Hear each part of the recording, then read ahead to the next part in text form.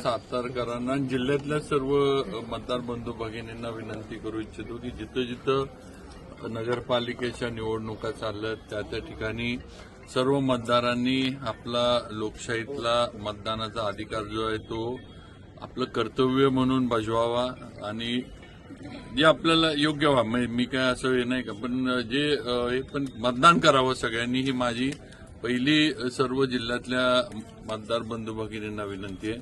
दुसरं, साताऱ्यामध्ये आमचे 100% आमचे भाजपचे सर्व उमेदवार विजयी होतील. अध्यक्षपदाचे उमेदवार मोठ्या मताधिक्यानं विजयी होतील ह्याची आम्हाला खात्री आहे.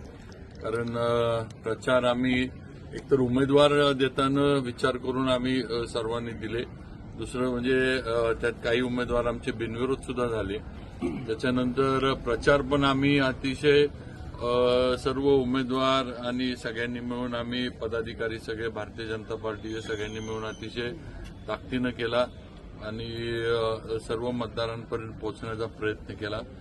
आणि विकास कामाची जी काही आपण कामं केली ती पण लोकांपुढे आहेत आणि जे आपण सातारसाठी करणार आहे राज्य सरकारच्या माध्यमातून, भारतीय जनता पार्टीच्या माध्यमातून किंवा केंद्रातनं सुद्धा उदयनराजेंच्या माध्यमातून जे आपण काम करू इच्छितो हे सगळं आम्ही सातारकरांपुढे मांडलं आणि 100% या सर्व याला सातारकर आम्हाला साथ देणार ही आम्हाला खात्री. कोर्टाच्या निकालावर आपण बोलू शकत नाही, पण नक्कीच हे थोडं निकाल आता म्हणजे आता आपल्या जिल्ह्यातल्या 2 नगरपालिकांचं पुढे ढकलणं, निकाल पुढे ढकलणं हे जरा लोकांमध्ये त्याच्यामुळं अस्वस्थता निर्माण होतीये ही वस्तुस्थिती आहे.